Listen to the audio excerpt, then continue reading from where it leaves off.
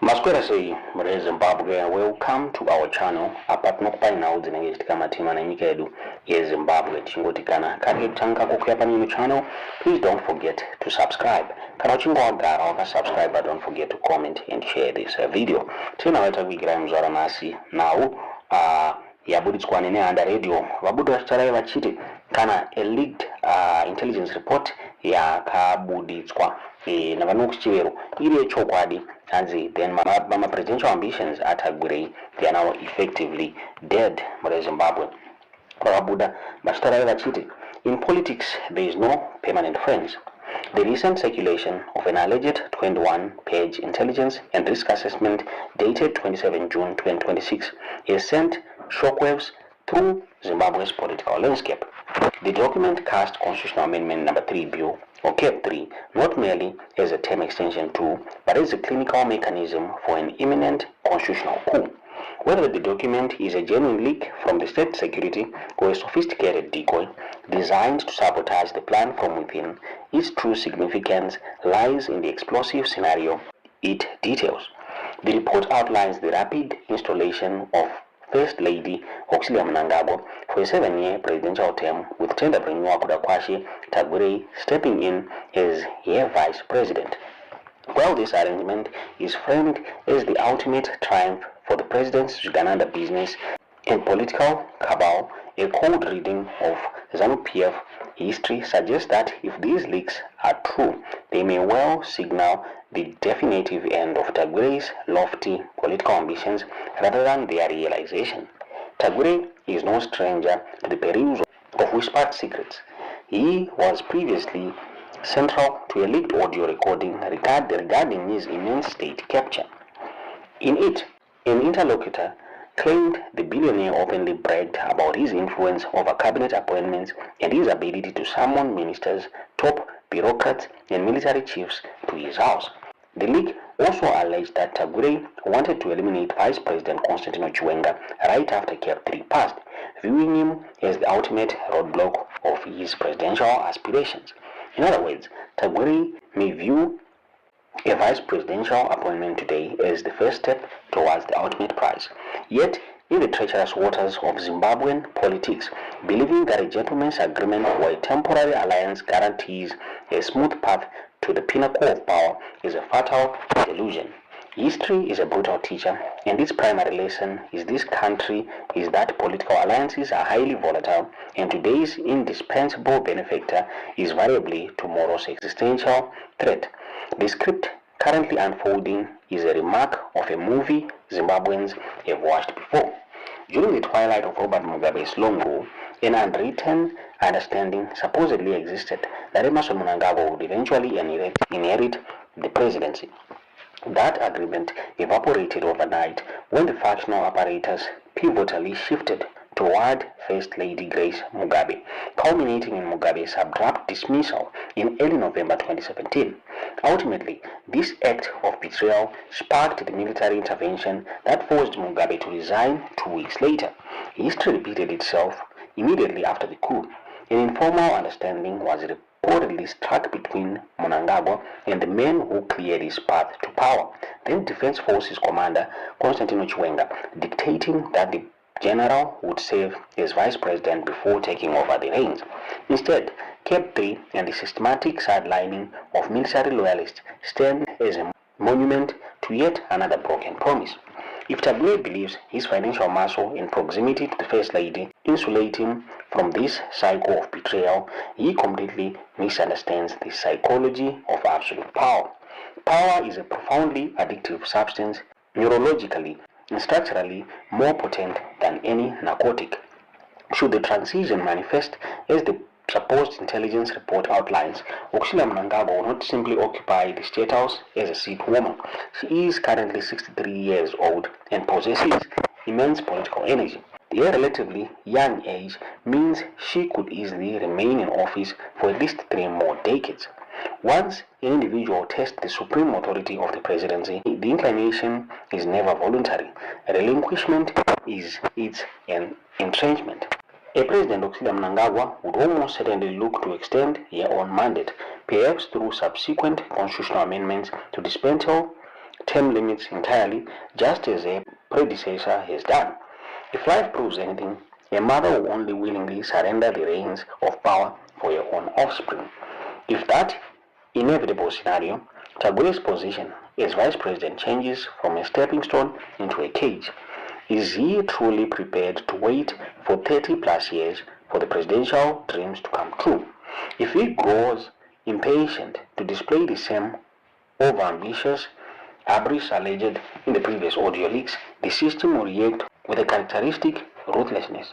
In the ZANU-PF ecosystem, a vice president with over-presidential ambitions who challenges the incumbent is treated as a malignant tumor to be exercised.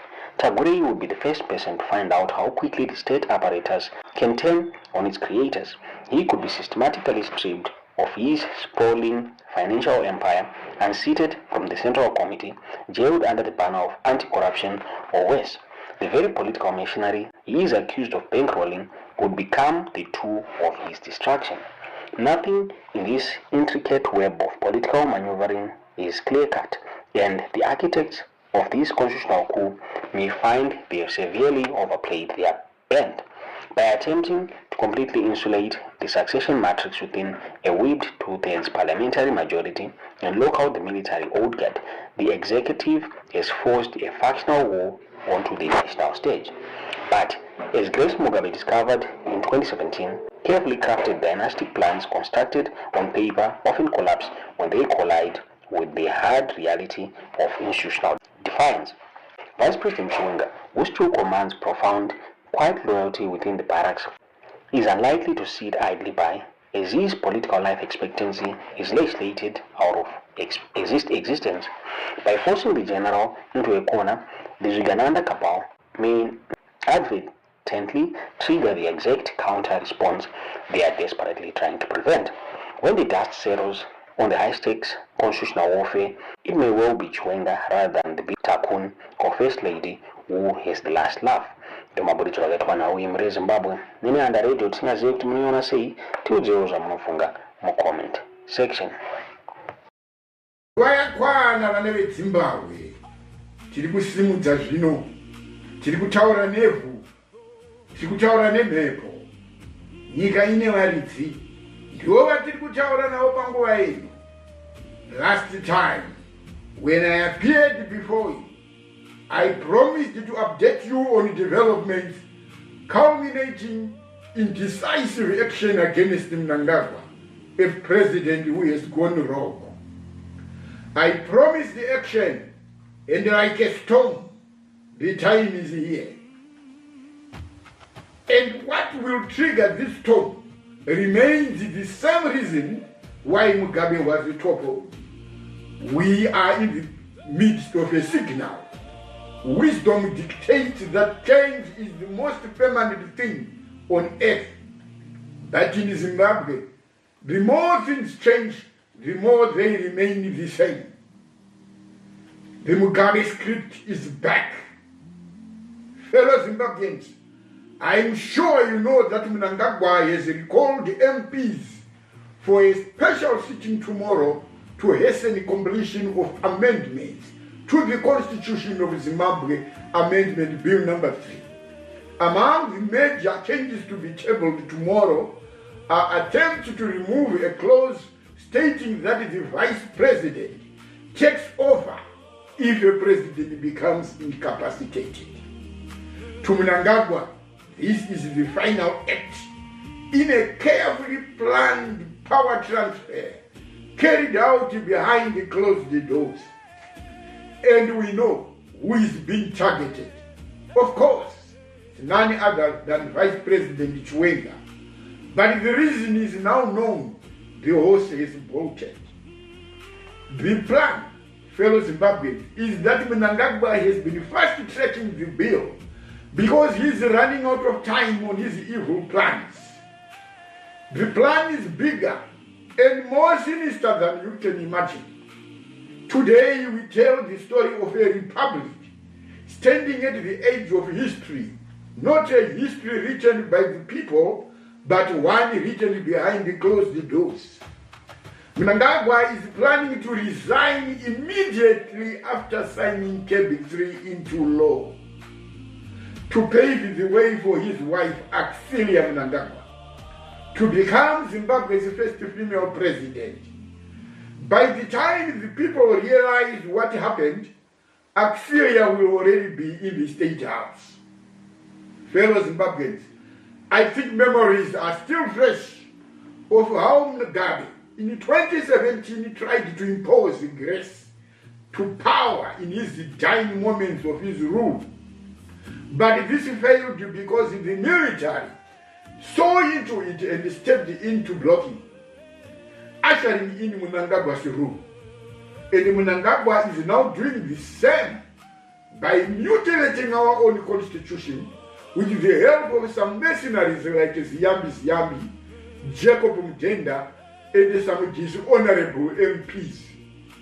Whether you support the government or you oppose it, the constitution belongs to all of us, not to a family, not to a faction, and not to a few powerful individuals. At the center of Mnangagwa's evil plot is the newly rewritten Section 92 of the Constitution. This clause takes away the power from the people by replacing direct presidential elections with parliamentary vote.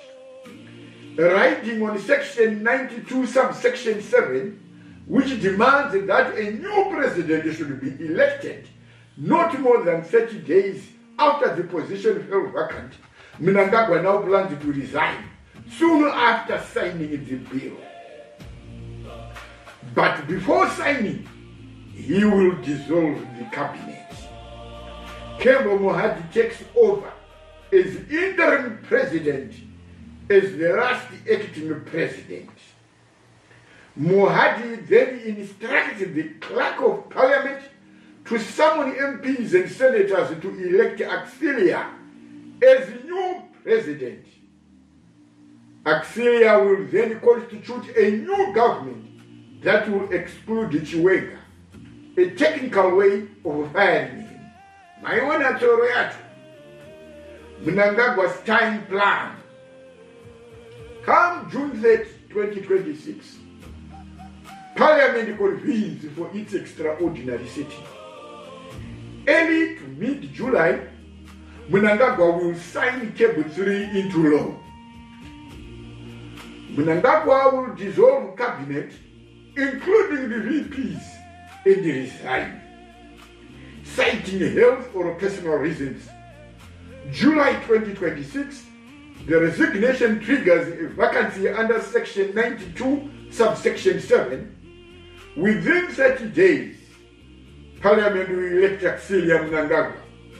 End of July to early August 2026, Axilia is inaugurated as Zimbabwe's first female president and forms a new cabinet that will exclude Chiwenga.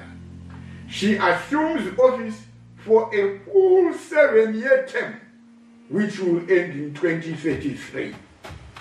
Fellow Zimbabweans, all this will be enabled through funding by criminal cartels that include Kudakwashe Tagwirei, Paul Tungwarara, Wishneo Chivai, Scott Sakupkanya, and Hubert Angel, among others. We know they are also getting the help from ZANU-PF officials like Opam Chinguri and Chris Mutsvangwa, who have been promised the positions in the presidium for dumping Chiwenga. So, Zimbabweans, it is now clear that Cabinet 3 is a project to stop Chiwenga from succeeding in Mnangagwa. This is ingratitude of monumental proportions. To do this to the man who put his head on the block for Mnangagwa to return from exile to take over power. But fellow Zimbabweans, Mnangagwa knows that the road will not be easy. He is afraid of the people's reaction. As we speak, he has been working with the Wagner Group from Russia, formed by Yevgeny Prigozhin, and Belarus to prepare for resistance if people react against this transition. Zimbabwe's history is repeating itself with a twist.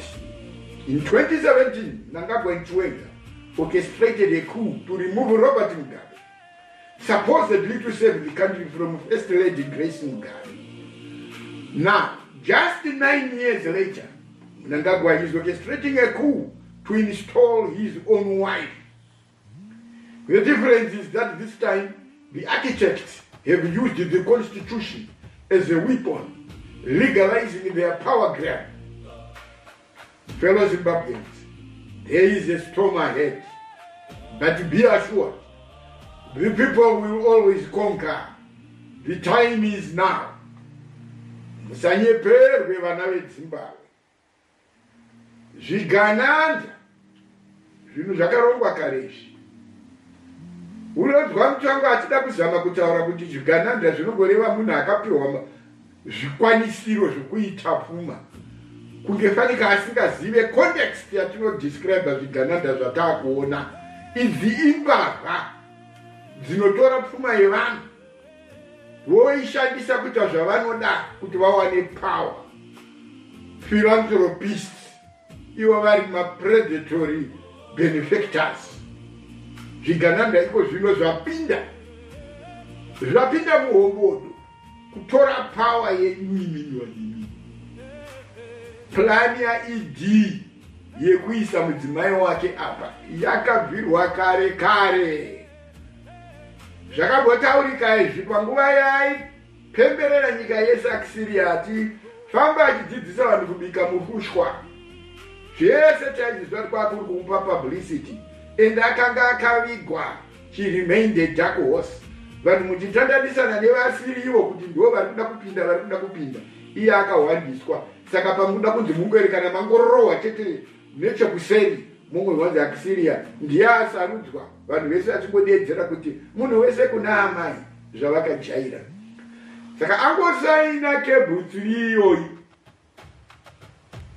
Mnangagwa akuziva kuti ini ndikasaina kebhutsu iyi chekutanga vanhu havandidi and it's unpopular. Saka akaigadzirira kuti muchada kuresista sei. Asi chiripo ndechekuti achingopedza kusaina chete obva angoti inini ndakura kana kuti handichanzwa zvakanaka. Vanhu vese vaitwa whipped because apa tine a discreditable parliament ka. They will all be whipped into motion kuti vavotere vaelecte Akisiria Mnangagwa. Zvatopera. Tinetenge takunzwa women speak ichimba kuti gender.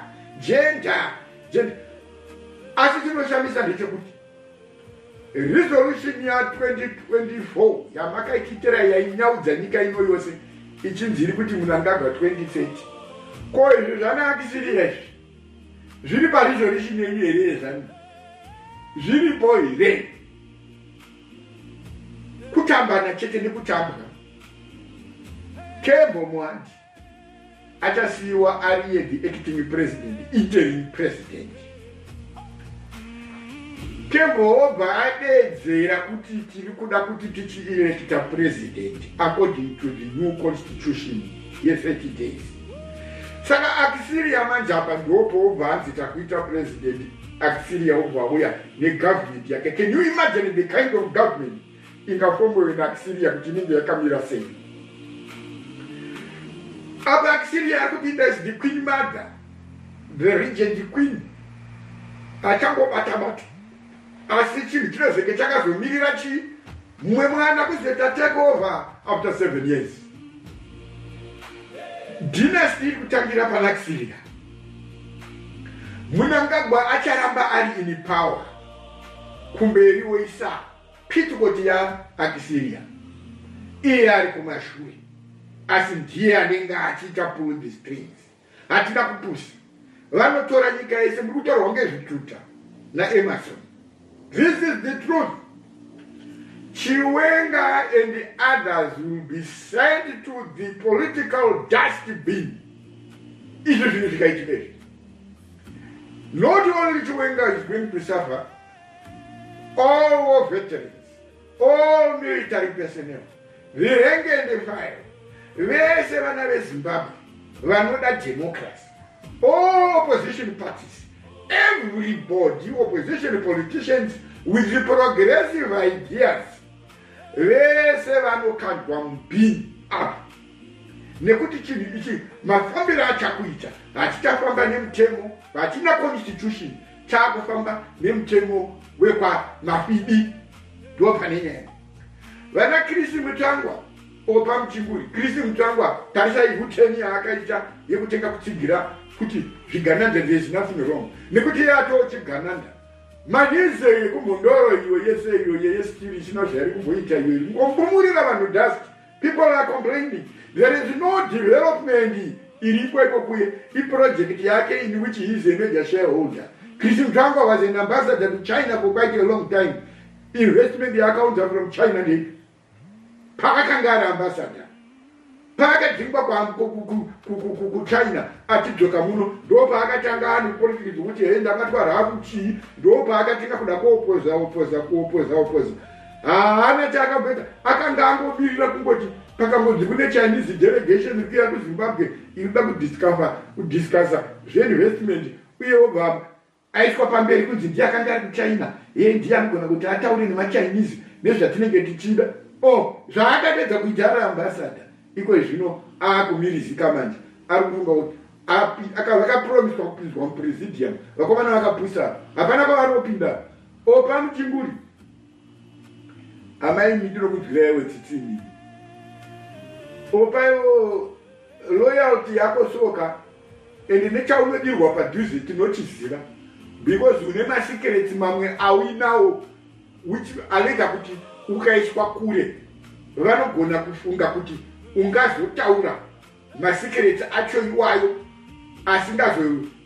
anozotadza kusana kuti zvinhu zviite zvigare zvakanaka mukati menyika. Ukizanya nyaya ndiri kutaura. Nyaya ndiri kutaura yawakanyorera bhuku rekufa kwatongogara. Waiziva. Vanhu vanoiziva. Tagwirei. Aiwa, imidziwe kamakapiwa kakunzi chiita kamari wakomana. Mukati kandakupa mari hapana kachinokona. Saka imimi you are the corrupt mafia manje. Wewe vanoita fund everything. Ratungwararo. Anofika kuosutu netenda futuone nekepi pamusoro asikatomboziva kuti mari anayo but haagoni kupfeka andaleke masquerade neurombo chaizvo. Chivhayo asina chaakamirira. Ivo zvinoti mhai anongomhanya politicians yake mapostori anana baba Mose zvinovakuenda kumusha kwavo kuna nashuruki pamwe vakuda kuita uMP. Vakomana parliament inenge ichivhurwa nehozana. Ameno kuparliament hapazi pagwanza panenge pakitaurwa politics pachivakwa nyika. Scott Sakubwani zita rako rinotokunetsa kunyora asi ndiwe chief of staff waED. Kamutoona kuti nyika yedu iri kutotongwa nemaminimini antu anonzi mashura. Saka vana veZimbabwe musanyepera. ED junior mfano ari kunotarisirwa kutopindawo ipapapo. Zvino havana vanenge vachingomanikidzwa mudhara wenyu ikawo ari kuisiyirai panzvimbo yakaoma nekuti iko zvino ari kuita bhizi kuita basa rekukopa kuti kuEswatini yene zvinhu vanozvifambisa sei. Asi munotanoziva kuti Eswatini is a monarchy, the most discredited and the only lasting monarchy in the world. Eswatini nekumakisa kwainoita vanhu havabvudzikana kufema Eswatini. Chii chaungakopeko nekuEswatini? Kukopa kuti vakadzi vakawanda chiiko chinokopewa pana mukadzi chii? Hapana. But iko zvino ndiwo ariswa mudhuzi kuda kukopera zvinhu zvakadhakwa. Not in this country. Kudoka kutamba nepfungwa dzevanhu kutiita mazeretsi zvituta manyumwa kuti isairira akisiriya Mnangagwa izvi asarudzwa nani mava kuisirwa akisiriya. Party resolution ya 2024 ya 2025 tiudzei yakanga ina akisiriya here. Zvinochionai iko zvinezvi tasvika panguva yekuti vanhu vari kuda kuita mavice president vakapromiswa uvice president. Christopher Mutsvangwa aripo, kuda Tagwirei ari kutozvirwarirawo aripo, Opa Muchinguri aripo, Wikidelo Chivhayo aripo, nevamwe vatisina kutaura kapa musakangarweka kuti ana mbebo tinomona vakatariswa nemaziso matsvuku akatobweta matisheti kau atida kutopindawo. Saka imwe hondo itsva iyoyi yekuti vamwe vanenge vachidzimi mazopinza ivava sei koini ihondo itsva ichaitika vakapuromiswa uvice president ivava vanhu lava. Ende tinoshamisa patimbo racho rese irori. Saka tichiti munyika mapinda mhepo hapana nobody from Matabeleland. It's a discredited Mashona project anchored by the Midlands Kapao. Ndizvo here ndipo pamunoti nyika yese no place will be left unturned. Muchidai inonzi tribalism, ethnicism, regionalism iri serious, iri kubva yakanzvira vamwe vanhu kuti havana kana nebasa rese. Saka ndo zvakaendera vanhu kuhondo makanyeperwa imi kuti idi up to 2030 ndiyo party resolution here Axeria now to rule till 2033. Saka chionai ma MPs manje atora simba reparty in choosing party leadership. I'm an MPs manje, and I'm an MPs and a false majority, a manufactured majority. Vasina kusarudzwa nevanhu. Ma MPs kasarudzwa nevanhu akadzingwa kukauya vachabangu. Chabangu is not in opposition. It's a subsidiary party machine. Yes, ZANU-PF, headed by Sengezo Chabangu. Is ZANU-PF yese iyoyo yakamira yakadaro. Saka ivo ndo vakusarudza president. Saka hapana chichavadetsaka kungoti nhasi tangoti Axeria ndizvozvo antokopinda. But after doing all those shenanigans, the bottom line is that this whole process is illegitimate. It's unconstitutional. Hapana kana munhu one anombofa akapa legitimacy or recognize such a stupid government. Never.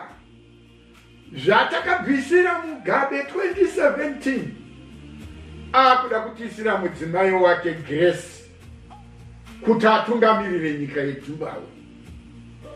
Exactly ndizvo zvakakuita Mnangagwa aronga kutisira mudzimai wake Axeria. Pana Mugabe military yakakasika kuzviona ichibva yamurova. Apa pamuri kuhwandirwa munenge makarivara mozokuzwa kunzi Axeria fair. Ndizvozvo here ma-retired generals, ma-serving generals, the rank and file vari mumilitary. Ndizvozvo here makasaina oath of serving nyika ino yeZimbabwe. Military munozviziva kuti you have a constitutional mandate of upholding the constitution. Saka mukaregera zvinhu zvakadai zvichienderera mberi, that will be an unforgivable dereliction of duty. Vana venyika ino yeZimbabwe havakuregererei. Uniform yawakapfeka ngaikuratidze kuti wakaipfekerei. Inofanira kukutaurira histori yekuti wakandipfekerei. Mahovhets zuva rawakabuda uchipinda kuenda kuhondo, kutambura kwawakaita. Vamwe mukazoita rombo tikauya kumusha, vamwe vakasara. Zvibvunze iwewe kuti ko mumwe wangu akasara kuhondo aifira chinhu ichi, nyika, kufira vanhu, akafira kuhondo, haana kana mhuri yaakasiya. Nanhasi mapfupa avo ari kunze, asi vaitaura kuti ropa rangu ndoriwana pasi pemureza weZimbabwe. Iwewe mupenyu haugone kumurwira here mumaoko wawakasiya iwe. Nhasi tiri kuona munhu ari kupembera murume mukuru anofarira bhasikoro raasisagone kuchovha aane makore 80. Ndoro wakaendera here izvi zvaakuitika kaizvi. makaendera munhu here kuhondo makomrades mujibva chimbwido nebasa rese rawakata iwe usina futi ushinge wakadini asi uchi hwenyika wodiwane vashomanana zvibvunzei kuti zvoregwa zvakadai here mayouth a lost generation mayouth emakore ano akasiyana neudiki hwatakaita isu chokwadi munopembedza zvinhu zvakafa kutonzi varakashi vei vekutsigira chinhu chakaora madhiragisi avanokupai kuti musafunge vakakuvhirikidzai nemadhiragisi kuti musafunge vachiri kuona izvo hazvifana kwazvinofanira kuti zvisvike yanguva yekuratidza kuti kwete madzimai vana kubereka kunorwadza ndimunoona nhamo nekuchengeta vana muri kutsigira ndo zvinhu zvamungarovere kongonya here izvi makapfeka hembe dzinenge dzine chiuso hwamunangagwa padundundu dai achigona zvino ari kugona here apo iko zvino akuisa kuna mukadzi wake manje munenge mapimba kuti vanhu vese kuna amai vadzimi venyika ino munotinzwa tinozviziva kuti nekufamba kwedu tese kubvira nemuhondo kwakanga kusiri kungwara ambuya nehanda nyakasikana sekuru chaminuka sekuru murenga sekuru tovera mudzimu mukuru sekuru chaminuka nasekuru kaguni nemidzimu yese hondoro nemakombwe mativi mana nguva yachasvika iyi yakuda kuti imi ndimi motitungamirira sekutungamirira kwamakaitika pahondo kuti nyika yenyu iuye wongu nyika yakauya apa pakudiwa kuti mhepo yenyu ngaichiuya zvino kuti tichichinjinura vana venyu vatema vari kutonga zveudzvinyiriri zveutsinye zveumhondi kuti nyika ichinaka saka muri ainga yaure muripo saka tiri kukukumbirai kuti nguva yakwana ndimi varidzi Zimbabwe isu tiri vana venyu hatina chatinoziva chedu tinoteera chete matsimba emhondoro zvino tati nguva yakwana aiwa tinotenda